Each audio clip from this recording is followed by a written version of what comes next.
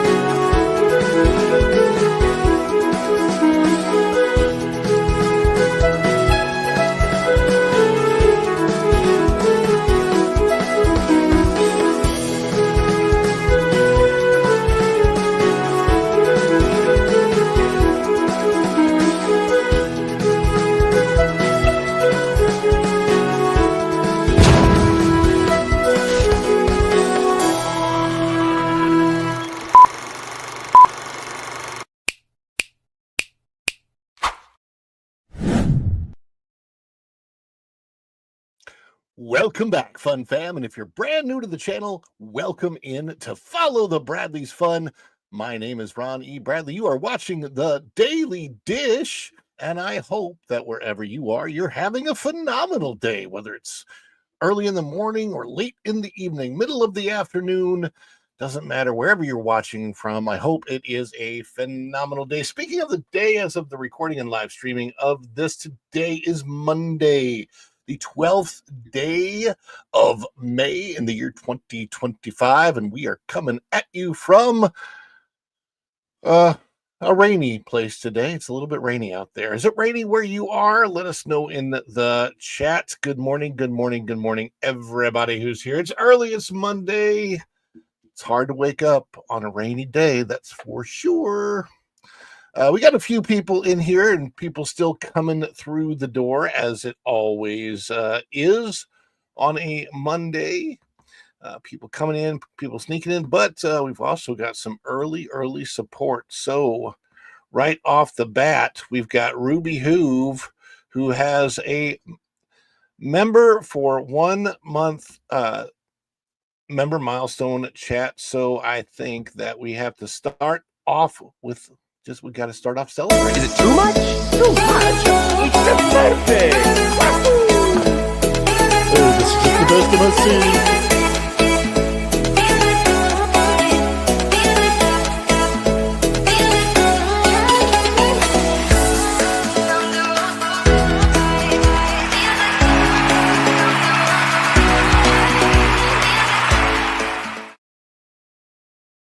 All right, and that was just the tip of the iceberg, as Ruby Hoove, our dear friend, also gifted a Follow the Bradley's Fun membership.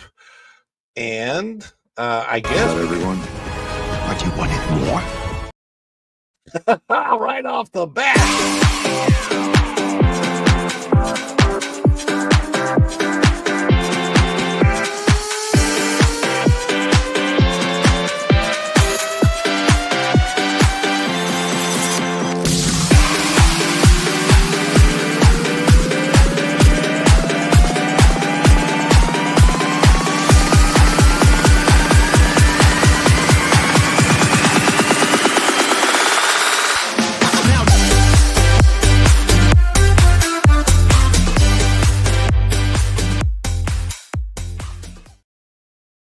All right. So we'll say hi to everybody. Thank you for waking me up. Thank you for being here. Thank you for the support. I have to admit a huge fail on my part. I have to admit that. I had a goal on the stream for 5 super chats on Friday, and I promised that when we hit the goal, I would make a new T-shirt design over the weekend. I worked on that all weekend and could not come up with the design that I wanted. I am still working on it, and it will still happen. I promise you that, but it just hasn't happened yet because none of the designs were what I want. This, by the way, is what the shirts look like right now. And if you want to see what those look like, we have, let's see, where is our spread shop?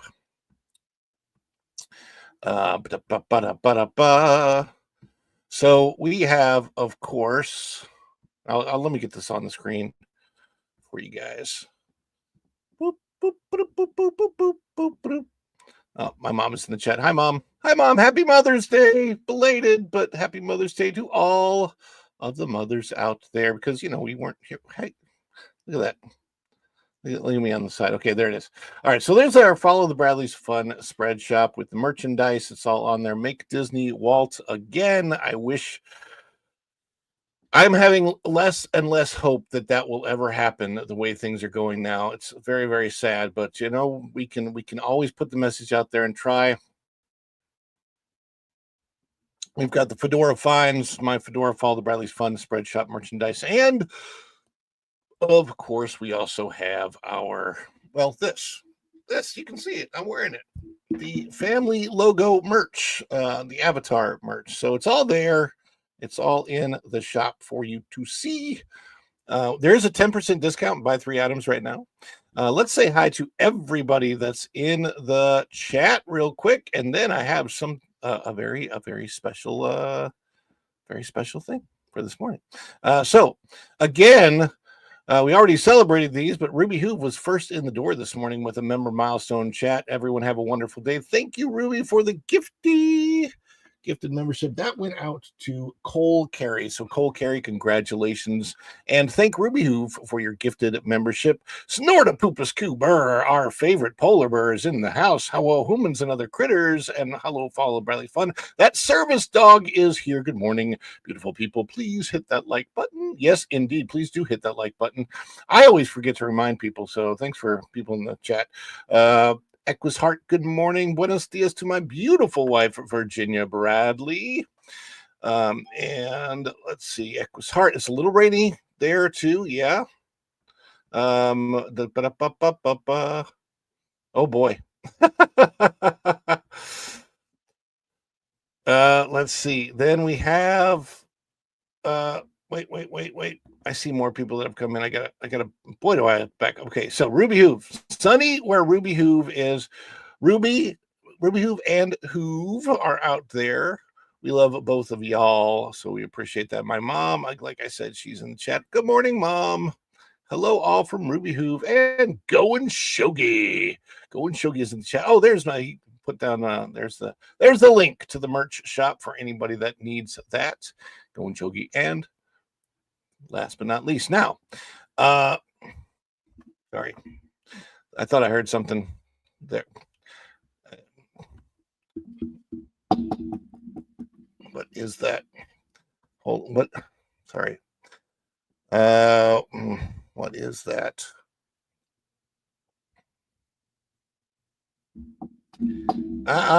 Who's there?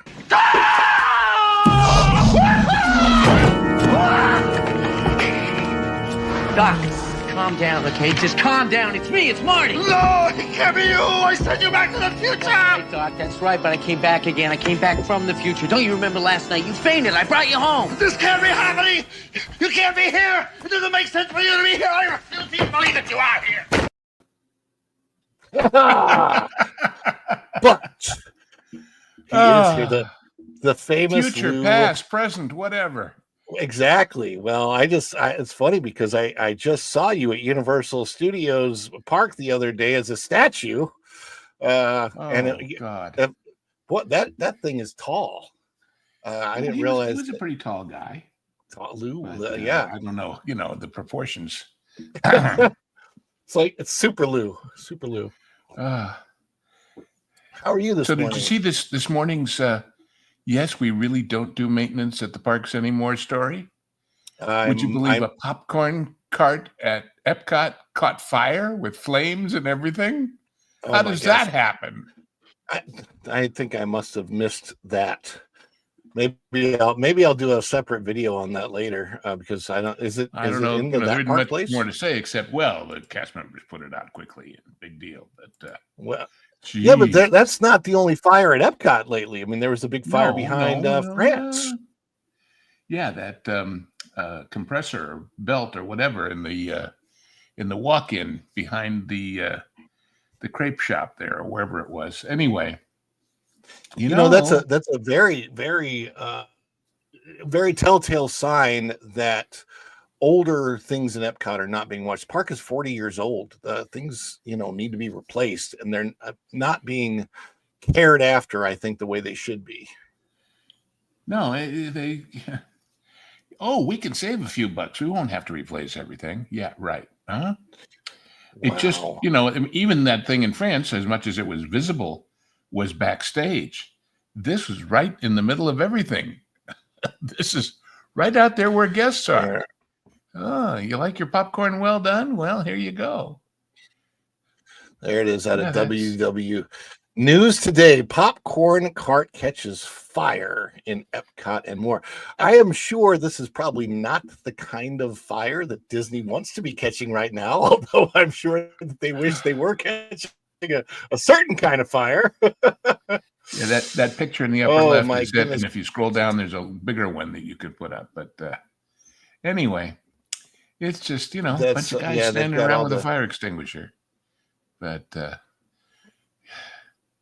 and of course, they're officially Mama Melrose is no more. That is true. I never got a chance to eat there. I always I heard was- very mixed things about it, but since Yeah, I've heard good and bad. I never liked it when people compare the Italian food, whatever it is, whether it's Tony's or Mama Melrose, to Olive Garden. People do that all the time. People compare to Olive Garden, and I'm like, depending on where you live, your Olive Garden could be really good. well, and more than perhaps I happen to have some restaurant industry background too. Did you know that Olive Garden?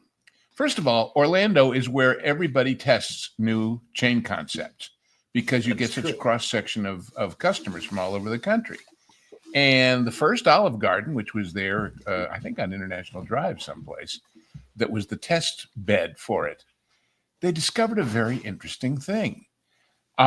People on the western half of the country liked marinara sauce on their pasta, and people on the eastern half of the country expected meat sauce. And so that is the major difference between Olive Gardens across the country. You get to a certain point, and it switches from meat sauce to marinara sauce. Otherwise, they're all pretty much the same. Yeah, But I that's didn't market even realize research that. for you. But, You know. Well, and the thing is that whoever's managing the particular restaurant, that makes a huge difference. And all the restaurants that I've worked at, the management makes just such a difference on how much they care about the quality of the product going out, whether it's too salty or light. Sometimes you Right. have managers that really taste test all the food, and then other managers don't.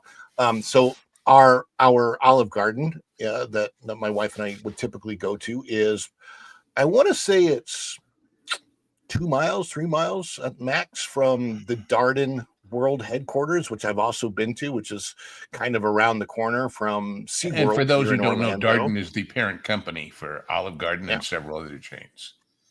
Yeah, many other several other changes, right? Yeah, so Darden.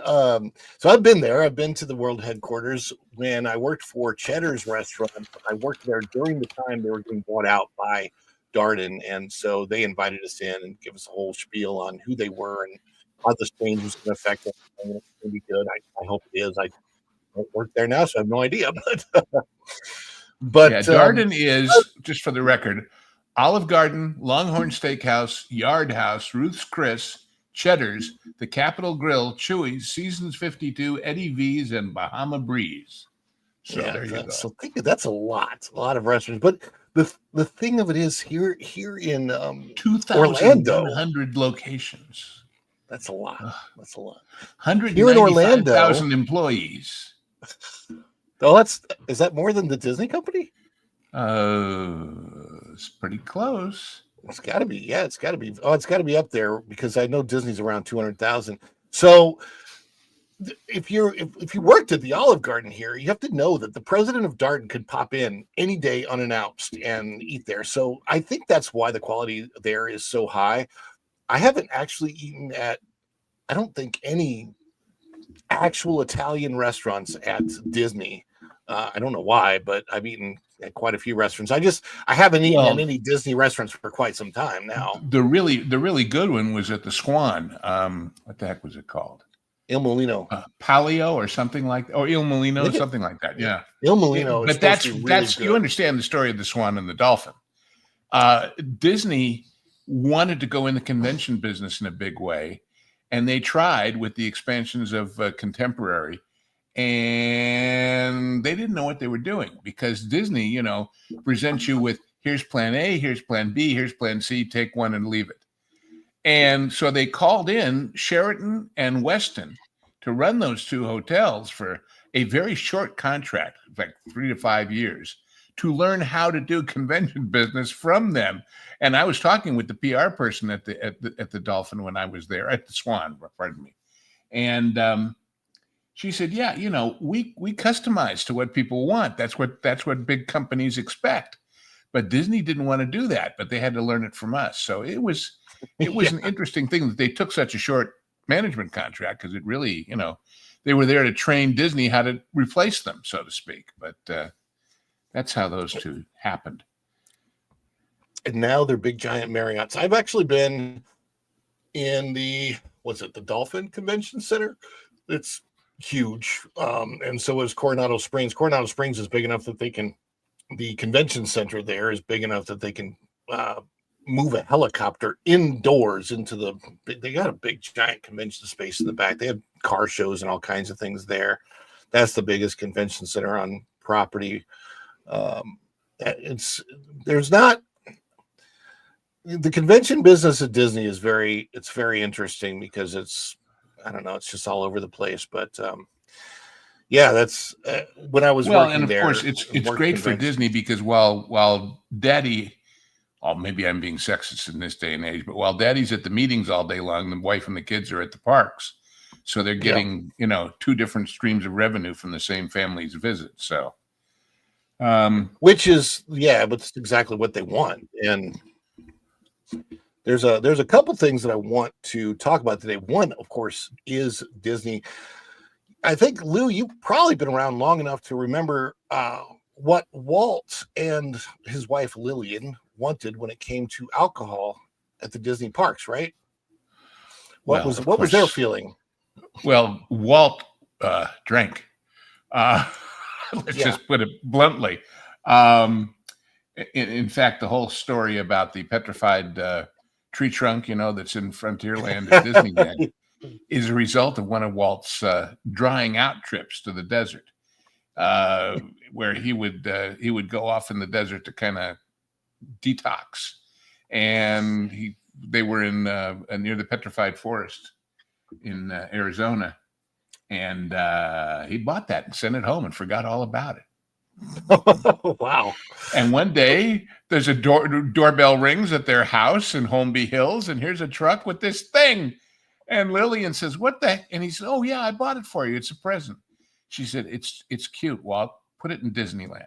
So when you go to Disneyland, there's this whole plaque about donated by Ms. Lillian Disney, but that's why, because no, well, they didn't want. You remember the whole modus operandi was we don't want to be like all these cheap carnies. We don't want to have the sleazy guys running the rides, and we don't want the gambling, and we don't want the booze, and we don't want the the danger. So the booze went along with that, and of course they didn't want that. Right. So when Disneyland first opened, of course, they didn't have alcohol in the parks. And of course, with Disney World, it's a little bit different of a concept because, of course, it is not just a park. It is a huge resort, and there were hotels, and it makes sense that there's a lot of places in Disney World that probably should not be dry. However, for years, the Magic Kingdom kind of continued to keep up with the whole Disneyland thing until I think it was 2012 when Beauty and the Beast restaurant opened. But now it's like kind of all over that park, and got a new one coming. Yeah, because Disney's drunken Magic Kingdom pirates are not a danger at marks all. Another right? step toward alcohol normalization. Normalization, I love it. Well, of course, the thing at Disneyland, I heard because. Yeah. Well, but at Disneyland, there was a bar right next to the monorail station at the hotel that they literally called the monorail club car. And what would happen is parents would take turns keeping the kids in the park while the other one drove the monorail out, had a stiff one or two, and then came back in. So that was always an interesting bar. There were lots of single half of a couples in there at any given time of the day. But I just think it's funny because most, like, I would say a major portion of announcements for Walt Disney World lately have been all of these new bars that wanted. There's one going in the lobby at the Grand Floridian, one in Epcot, but that's adults only, by the way. And then this one is a family-friendly location because you're going to step off the Pirates of the Caribbean ride right into a bar. Now, I'm guessing there's not going to be any seating like there is at Blue Bayou, which, by the way, is my favorite restaurant at Disneyland. I'm guessing you've been there.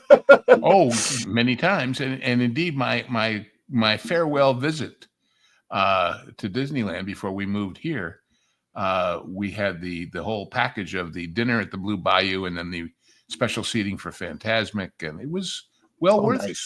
Yeah, absolutely nice. Yeah. So it looks like it's going to be an interesting space for sure.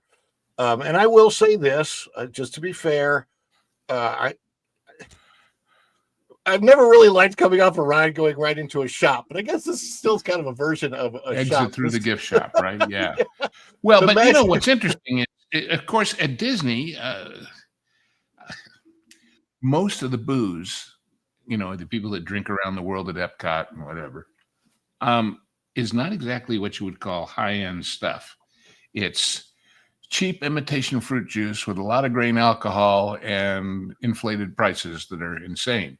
Now, the menus I have seen from Epic have some seriously interesting cocktails. I was looking at one at the bar up on top of the Helios that was an espresso old-fashioned with Maker's Mark and an espresso liqueur and espresso. And I thought, well, that sounds kind of good, doesn't it?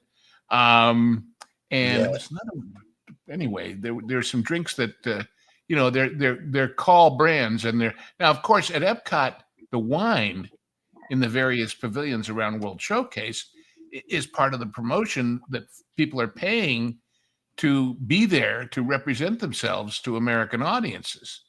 Same thing with the tequila at Mexico. But for that, you have people say, I saw one, there's a German girl who does some very interesting videos who lives in, I think, Cincinnati, but visits the parks and whatever. Feli is her name, Feli. Anyway, she was talking about how German is the German pavilion. She did a whole show about that, her and her boyfriend going there. Oh, yeah. And she was talking about how limited the choices were in brands of beer. And she didn't understand that those are the brands that pay to be there, so that the people who go to Epcot and try that beer say, well, I'm in the German pavilion, I should try the German beer, will like it, go home and buy more. Well, for that to be true, that brand of beer has to have distribution all across the country, so that people have, otherwise there's no point in giving you a taste for it if you're never going to see it again.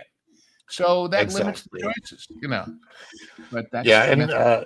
you're definitely right about Epic. What they're doing with their food and drink game, it's on a whole new level from where Universal for certain used to be, and it's been a weakness for Universal Parks for years that their Yes. food game and drink game has not been up to par Now, I with don't Disney. know that that's true. I mean, within the parks, it's certainly been true, Yeah, and in LA too. But as far as the hotels and the restaurants in City Walk, I mean, it depends on who's running it. Uh, I remember first time I went to City Walk was when Emerald still had a restaurant there, yeah, and yep. everything was superb because Emerald is the kind of guy that won't do anything with his name on it unless it's really, really, really quality. So I've never stayed at any of the hotels over there, so I don't know what the bars are like in the hotels. No, But Emerald's was great when it was there. I oh can't boy, remember. I just walked by it the other day. What it's been replaced by, and I can't remember. But I think I it's think been it's going to through a be, couple different incarnations since it was yeah. Emerald. But The competition is definitely growing. Let's read this out of that parkplace.com.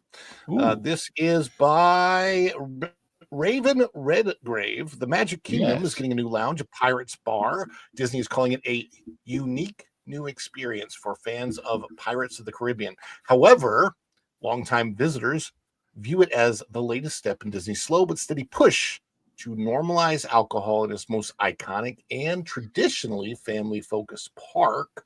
The new Magic Kingdom Pirates Bar, reportedly named the Beak and Barrel, will be. so Yeah, that's it's like, what, a parrot beak, I guess. I'm I glad I they think didn't steal so. my joke. I wrote a script once that almost got made for a movie that was a pirate spoof, and it was called Captain Kowalski, the Polish Sea Dog. And I had the beginning of it take place at a place called the Armada Inn. But anyway, So it'll be uh, let's see, it's going to be the first dedicated lounge space in the park. And then that's what's a little bit strange for Magic Kingdom. It's like it's in the Magic Kingdom, the family park, and it's a dedicated bar basically for the park. That distinction matters, unlike the existing table service restaurants where alcohol is restricted to meals. This is designed as a space where the drinks come first and the food second, indeed a proper tavern. From dry dock to open tap, for decades, the Magic Kingdom stood apart from the other parks by upholding Walt Disney's original vision of no alcohol. That's specifically within the park. Walt believed that booze would diminish the park's family-friendly atmosphere and explicitly kept Disneyland dry when it opened in 1955. Florida's Magic Kingdom carried on that legacy well into the 21st century. So, yeah, it changed in 2012 when Disney quietly announced that its new Beauty and the Beast themed restaurant Be Our Guest would begin serving beer and wine with dinner. At the time, the company insisted the decision was tied to the immersive French oh, dining well, of course. experience. Of Yes, it course, is. yes. It was not a wider shift. It was Lumiere. It was a Profit had Lumiere. nothing to do with it. Try the gray stuff. It's expensive. Yeah, Um, right. I tell you what, when that restaurant first opened and they had breakfast and they had quick service lunch, it was so innovative because it was the first time they were trying the um, RFID in the park, and you would go up to a kiosk, like a computer console kiosk, order your meal, and then grab a rose, like this lit up rose, and put that on your table, and your meal would be brought to you because of the rose. And I thought that was a very cool yeah, well, concept that at the works. time. But then they, of course, changed it. According to Disney Food Blog, by 2018, Disney had expanded alcohol service to additional table service restaurants in the Magic Kingdom, including Plaza, Crystal Palace, Diamond, Horseshoe. This move meant that nearly every sit-down restaurant in the park now offer beer, wine, specialty cocktails. While the additions were framed as minor menu updates, the cumulative effect was significant. And, that's kind of what we're talking about here is the cumulative effect across all of Walt Disney World. Like, what does it mean for just the image of Walt Disney World in general to have this much alcohol available at the Magic Kingdom? Well, what it means is that they're overserving people. And especially before the whole Reedy Creek thing fell apart, when they had nobody to answer to, as far as an ABC kind of situation where people would actually go through and say, you're overserving. So anyway, in fact, I've seen, there's all these videos online now of people getting arrested and people getting busted. And there's several of them of people at Disney World. And there's this guy, I saw one where, well, he didn't take his meds and it's not his fault. He's crazy. But at the same token, he was absolutely blind drunk. How'd he get that way? Let me tell you. And I guarantee you that in your day, people were trained to look for that and not to have it happen. And now it's like if the individual server, bartender, whatever, wants to cut somebody off, they have to worry their manager's going to give them flack over it because, hey, that's where the profits are. So I don't know. Yeah, I was very fortunate when I was working at a Disney restaurant. We were absolutely trained how to cut people off. As a matter of fact, you actually have to re-up the training every 90 days. Like it's not. Oh yeah, I'm sure they still have it like online where you have to re-up your training every 90 days. I'm not sure if that's a state thing or was a Reedy Creek thing or whatever it was. But I can tell you, I had one guest one time that was so livid with me for not wanting to serve her. I literally had to hand that person off to a different server, and then that person handled it. And the management, management had to come over. Our restaurant at the time that I worked there was very good at cutting people off. But the problem that I do see is that if you're spending like that one Florida guy did, supposedly $1,400 for a day. It could be more, it could be less, but you're spending that kind of money. You want to have a good time. You're on vacation and you're drinking during the day at the park. And especially if you're not hydrating a lot in Florida weather. Especially since at home, you don't drink all day long every day. Right. And you're not used to it on a general basis. And then, of course, all right, cut me off in the restaurant. But as soon as I go to the bar at the next World Showcase Pavilion, they don't know me from Adam. And here I go again. So that's where it gets problematic, and there's more and more when you're in this family environment, and you want to have a good time, and then there's other people, literally tossing their cookies around you, which I've also had happen. Well, and of course, it leads to a lot more off-color language that a lot of people don't want their kids exposed to. It's like I felt the same way about the quote-unquote gay days. Do it. Okay, but announce it. Tell people these following days we're catering to people through travel agents that specialize. And if you are of a persuasion or belief that you don't want your kids exposed to visible displays of affection, then don't come that week. That's all. Yeah. But they don't do that. Yeah. I mean, I guess now that they have the month of June, people might know better, but there's a lot of people that still don't know.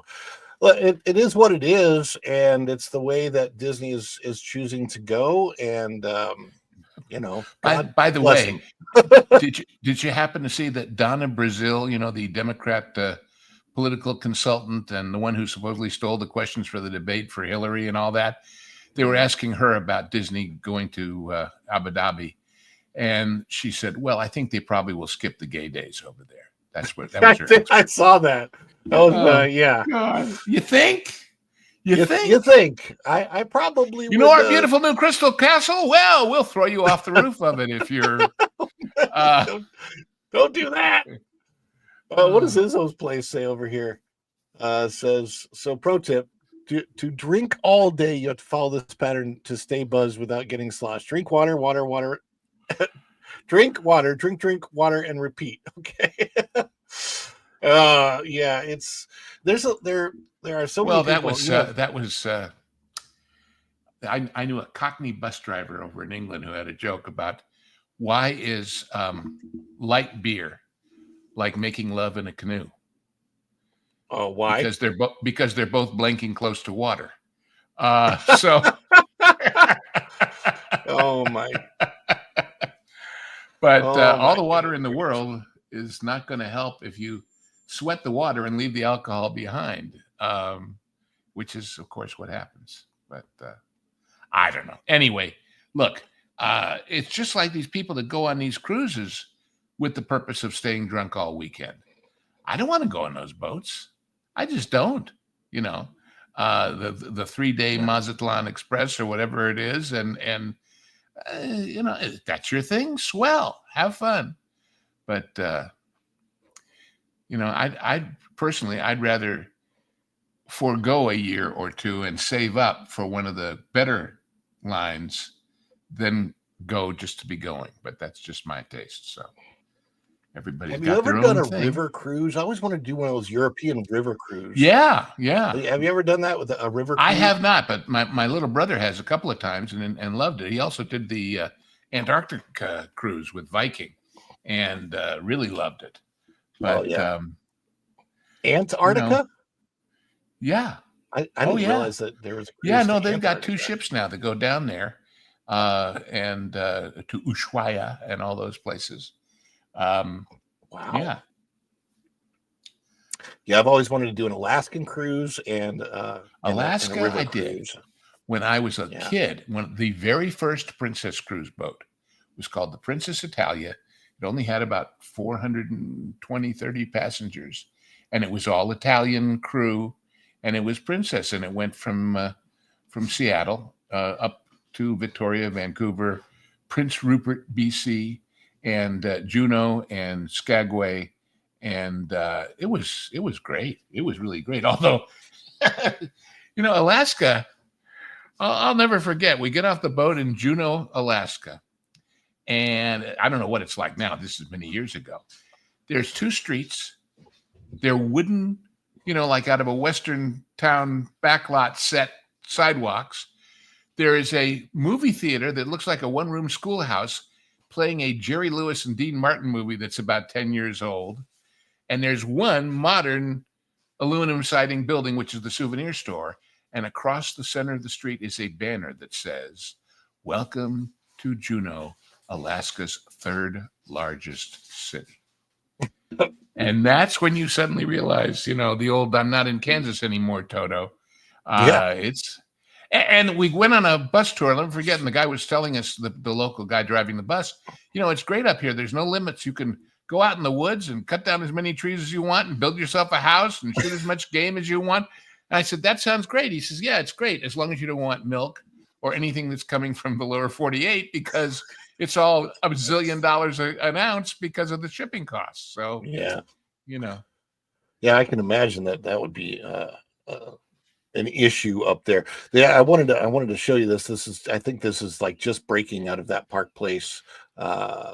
Disney Snow White just flopped again in theaters for baffling re-release. This time it's even worse than the Rachel Zegler disaster. This was funny because they released it for Mother's Day weekend, and I'm like, but it's the story of a stepmother who wants to off her stepdaughter. Exactly. It's a charming story of motherhood, isn't it? It's not I don't think that's the right mom story.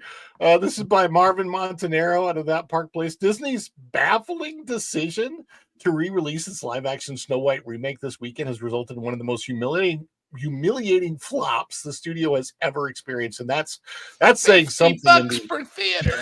My God. It's something post-Wish era. Initially intended as a crowd puller for Mother's Day weekend, Snow White dropped into over 1,300 theaters that it was out of before across the United States. The result, a pathetic haul of just over $200,000, averaging there it is, $50 per theater. Now, that's not a typo. That's $50, and that's not per showing. That's for the whole damn weekend, right? That's 4 or 5 shows a day, 3 days. That means most of the theaters were empty for most. Well, of let's put it this games. way: people who didn't want to go get popcorn thrown at them in Minecraft could go there for some solace and some quiet, and some meditation. It's a great place to go to sleep to this old tale. Yeah. It's a result so dreadful it evokes memories of Sony's ill-fated Morbius re-release, which became a meme for how disconnected studios can be from their audiences. Disney seems did not learn the lesson. A tale of 2 flops. The original release of the Snow White remake already stumbled hard out of the gate, laden with controversy from the start. The film starred Rachel Zegler, whose repeated public criticism of the original 1937 animated classic quickly soured public sentiment. Zegler's remarks about the original film being weird, creepy, and outdated drew widespread backlash, especially when combined with her political posturing and the film's significant rewrites to the beloved fairy tale. I don't really think that we need to go on much more with that story. Here was when I heard they were going to do this a few days ago. My speculation was this: because of the success of Minecraft and a few other movies lately, the theaters are busier again, which means that if they've got 12 theaters and they've got 4 or 5 screens that are empty, but they've staffed up, because for a while there, we don't need as many popcorn makers and ticket takers because we don't have as many people. As long as they got the staff there anyway, and it's not costing them anymore, what the hell, throw something on the screen, we might sell a few tickets. But that doesn't explain any logic on Disney's end. That's just the theaters. No, but the funny part to me is like Disney throws this out there and it's like, let's just prove how big of a flop this is. We're just going to throw it in theaters and let it flop again, let it tank again. And I think it's going on. I think it's very, very close to this weekend or right? next week. Yeah. Well, this is what I've said about, there's this whole issue about a window, about the theaters. As I explained, we talked about it on the show with Vash yesterday, which for those of you who don't know, every Sunday at 2:00 live, we get to talk about all kinds of things. But these guys, these guys, they just don't get it, and they aren't going to get it anytime soon, except they're going to get it. But the theaters, you see, look, the way the split works is the theaters get less the first week or two. The studio gets more, and then it adjusts as the movie runs on so that the theaters get more and more and more in the later weeks. But what if there are no later weeks because the movie flops? So the theaters are trying to negotiate a deal with all the studios to say, give us 6 weeks before you put it on your streaming services. Give us a window of having it exclusive to theaters, so at least we have a chance to make some more money on these things. The problem with that is, if it's a real stinker and nobody's going, you're stuck with it for those 6 weeks when you might have put something else in that would sell some tickets. So everything has unintended consequences, to say the least. Yeah, it's at this point in time, after Disney announced the Abu Dhabi thing, and they've already ticked off, their far leftist fan base, might as well just re-release Song of the South in the theaters at this point. Oh, that would sell. It would sell, and it would create a controversial buzz that might actually be good for Disney in a way, because then they won't do it. But Abu Dhabi, something that's good for the company. Well, Abu Dhabi is a cash play. That's all. I found it fascinating when they announced that they said zero nada about the other revenue they're about to make with all of these projected renovations at Tokyo, because that's the same deal. It's pay us for the R&D, pay us for the development, pay us to create the ride, and then we get a piece of the action. It's the same deal, although in this case, it's zero cost at all to Disney as far as construction or management or anything else. So, and then you want to what if? Yeah. What if they hadn't done Snow White and Cap and all these other losers? What if what if they were not hits, but if they didn't lose money on 2 years of reshoots and now they're reshooting already on the new one? What if they were just kind of breaking even, idling in the movie division, and the money that came in from a deal like this deal in Abu Dhabi was profit? Because it's not. It's backfill on losses. What if they hadn't made the ridiculously inflated Fox deal and been stuck in the Hulu hole that's paying for their competition down the road? It's just. And by the way, this makes the whole Reedy Creek, the whole don't say that word, thing doubly silly Yeah. and stupid, because they went through all of that and at a cost that, what did legal say? He thought it was going to cost them $1 trillion over 10 years not to have that in their pocket. For what? For what? To show solidarity with a community that you just told, hey, I want to know how many of those people that I know Pro had a collection of them doing videos about this is terrible and this is awful and how dare they. I want to know how many of them are part of these groups like Gays for Palestine. Oh, God. Yeah, That, they but really... I don't want to get too political, but it's just Roaches for hypocrisy. raid. It's roaches for raid. That's what it is. It's cockroaches. There you go. Yes. Cockroaches. I can see the cockroaches with their signs. We want raid. Like, I don't. It doesn't make any sense. Right. Here's the story I really, really wanted to get your take on, because you've been around long enough to know who the real movie stars used to be, and maybe there's one still left, and that is Mr. Tom Cruise. I love the way he handled this. I'm sure are familiar with the story. Tom Cruise refuses to politicize Mission Impossible promotion amid Trump questions. We'd rather answer questions about the movie. I saw the video on this, and he just was very quiet, very polite, shut him with down. a smile. And my reaction was, oh, look, a grown-up. Oh, look, a grown-up in Hollywood wants to actually sell tickets. So this story is out of That Park Place. Again, bookmark it if you haven't, by Mr. Montanaro. There is Tom Cruise, maybe the last movie star in an entertainment industry where press tours increasingly double as political soapboxes. Tom Cruise just proved it is possible for a movie star to stay focused on the movie and not Donald Trump. During a press conference in Seoul promoting Mission Impossible, The Final Reckoning, the man many call the last real movie star was asked a pointed question about President Donald Trump's proposed tariffs on films produced outside the United States. Rather than dive into the debate, Cruise offered a simple, firm, and refreshingly sane response. We'd rather answer questions about the movie. Thank you. And that moment unfolded during a panel featuring director Christopher McQuarrie and co-stars Haley Atwell, Simon Pegg, Palm Clementieff, and Greg Tarzan Davis. A Korean journalist Davis. Yes, Tarzan. Greg Tarzan Davis. Oh, A Korean journalist speaking through a translator asked whether the upcoming Mission Impossible installment, shot across various countries, including parts of Africa, would be impacted by Trump's proposed tariffs on overseas film productions. The question echoed growing speculation in the media and among studio heads about how a new American first film policy could affect Hollywood's international operations.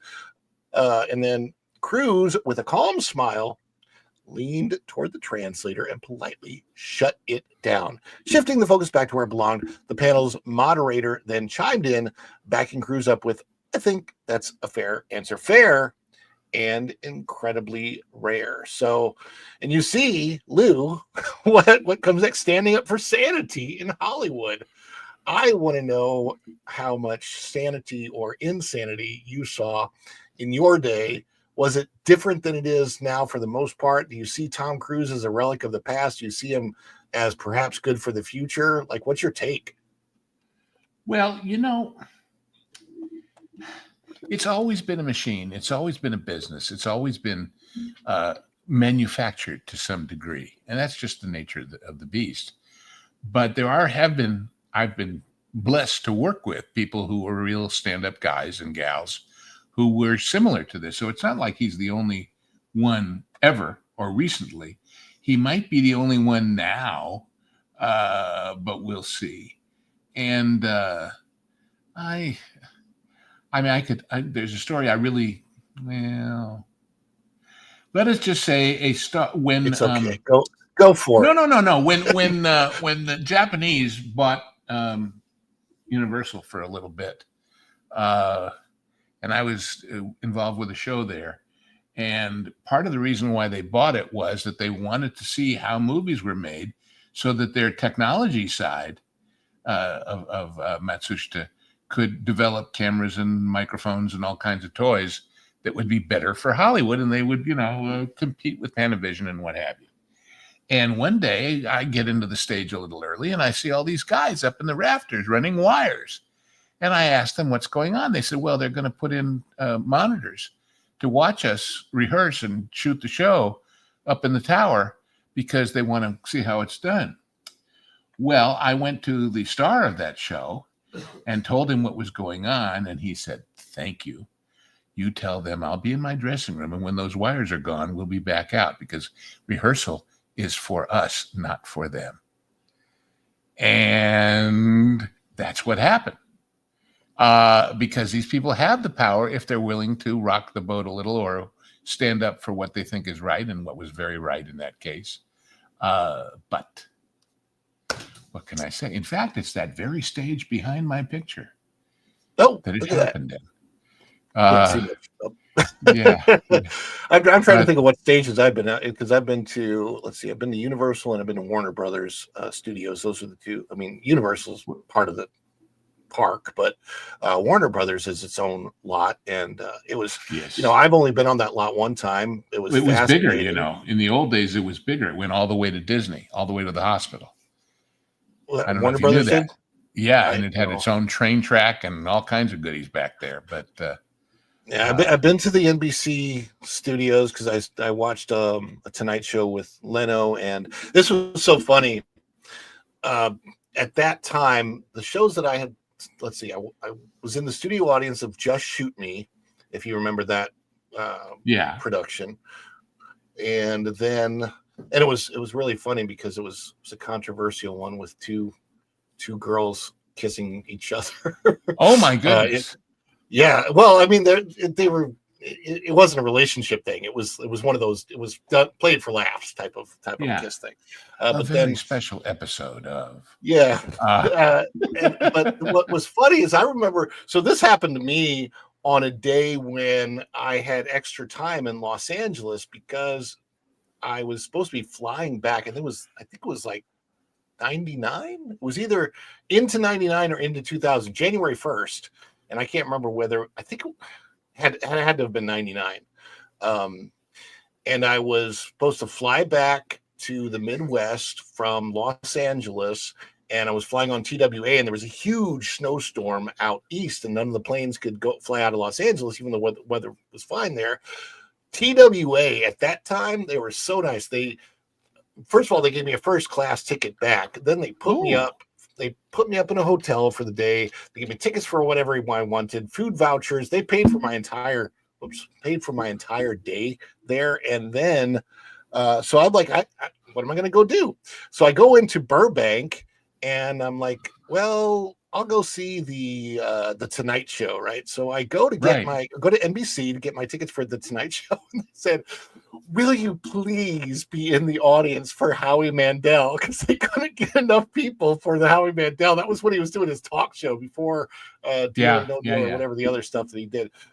So he was really trying to get that to take off. So I sat in the audience for the Howie Mandel show, and then they walked us over to the Tonight Show, and I sat in the audience for that. And I was so disappointed at the Tonight Show because the guest was Newt Gingrich. I would want to see Newt Gingrich as a guest. I mean, I didn't care. Not exactly like having to catch it on a night when Rickles and Sinatra are there, right? Right. It was, but it was fun, and it was funny, and it was, I didn't spend a lot of time in Hollywood. I just got that little bit of a taste of it, being, going to the studios, going on the Warner Brothers set, seeing how literally tiny actresses are. They had the Catwoman costume for Michelle Pfeiffer in the Warner Brothers studios, and they had that whole area where they have all the costumes and props and all that stuff.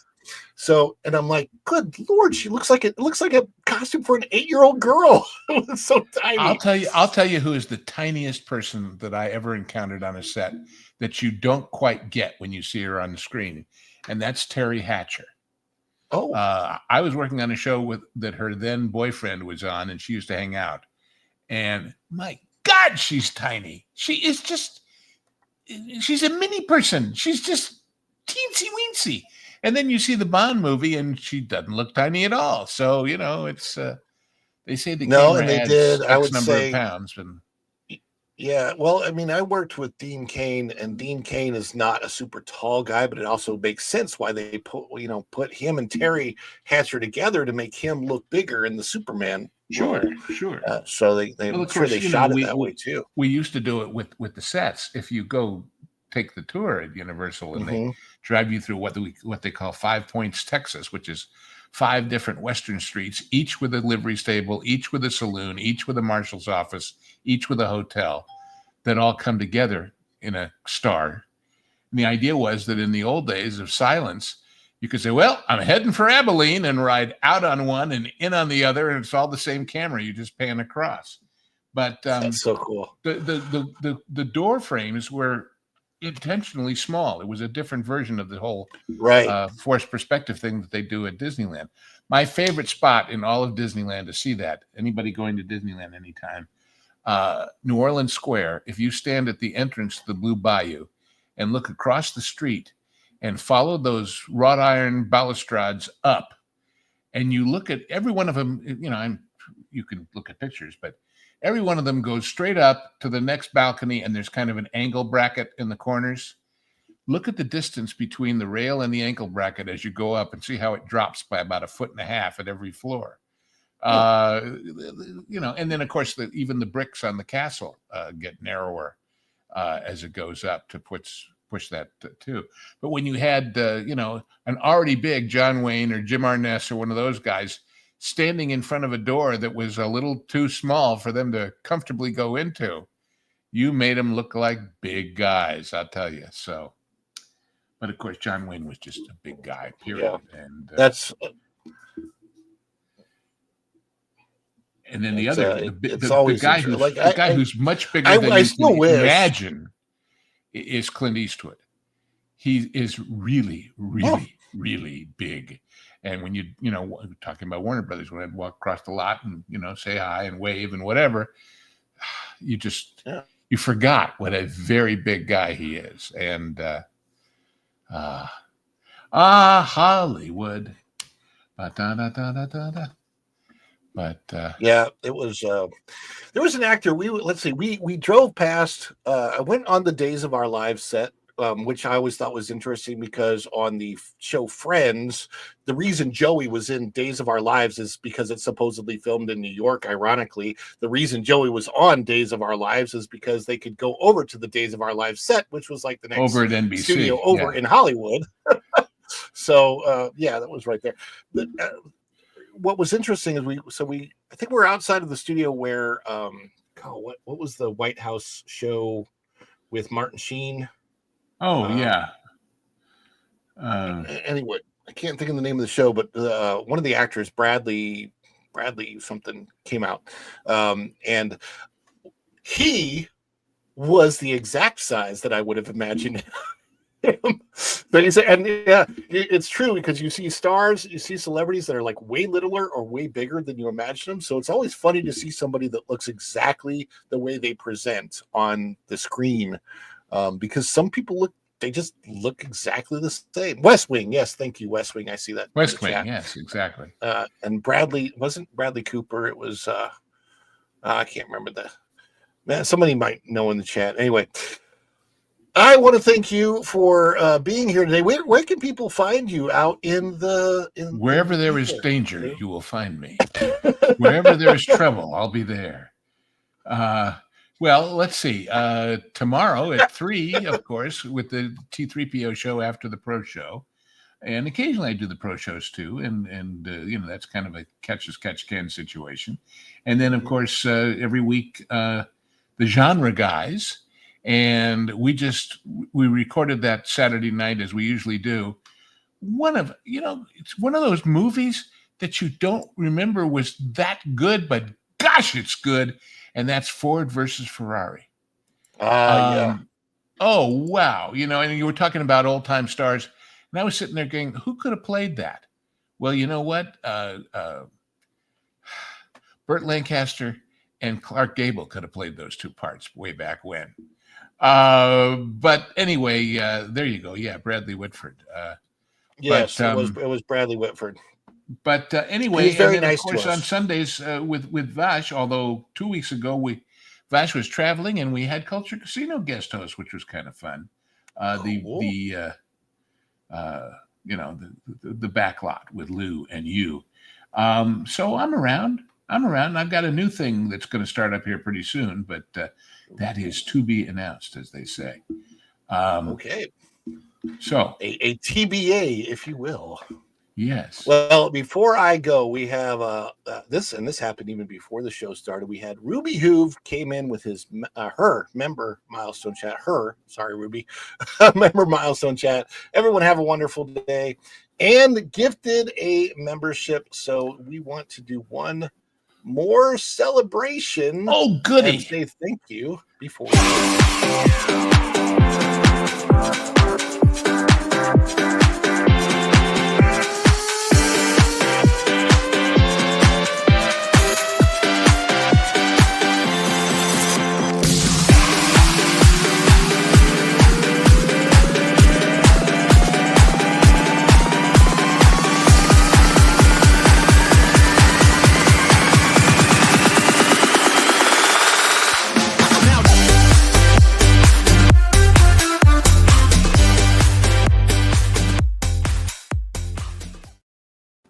Every time I see that with Darth Vader, doing a shuffle dance or whatever, I'm going, in a galaxy far, far away, they still dance like 1970s Earth.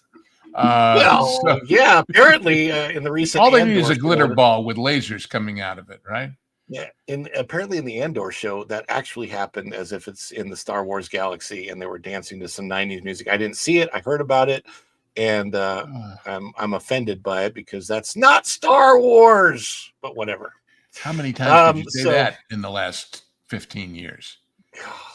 Anyway, thank you so much for being here today. We appreciate it. My pleasure. Mr. Always. Ghost, for those of you that I didn't say hi to in the chat yet, James and Juliet and DL, and did I miss anybody? I think Jonathan Rubin I saw come in, Izzo's Place, Tom F is here, Dan's Life of the Kingdom. There's so many that I didn't get to say hi to early on, but thank you all for being here today. Thank you, Lou, for being here today. I will hopefully see you soon in the Haunted Mansion, where I sometimes visit your spirit. Because sometimes they have 999, but sometimes they switch out. By the way, here's a little fun fact before I sign off. I took a backstage tour of Haunted Mansion, and we got it inside. Somebody asked a question: who are the worst celebrities to ever come on this ride? And there were two very specific answers from this cast member, and one was Ariana Grande, and the other was Nancy Pelosi. So apparently they were awful to the cast members at Walt Disney World. So there you go. Well, some people just, it's their world. You're just being allowed to live in it, and that's exactly. But I feel privileged to be allowed to live in yours, Mr. Ghost. God. I'm just some guy, I'm like Zaphod. It's I always tell people, look, I was at the right place at the right time. I paid attention. I've got a good memory, and I did a little observing and figuring things out. That's all. And people that's all it takes. That and a dose of humility is all it takes, and that's what I certainly appreciate about humility. Is that the new cocktail at the Pirate Bar? The humility. I think so. Yes. What was that thing you had there? I said, I'll have the humility. Thank you very much. Yes. That would be interesting. Anyway, thank you guys so much for joining us today. We appreciate you, and until next time, we will see you real soon. Bye, everybody. Ciao.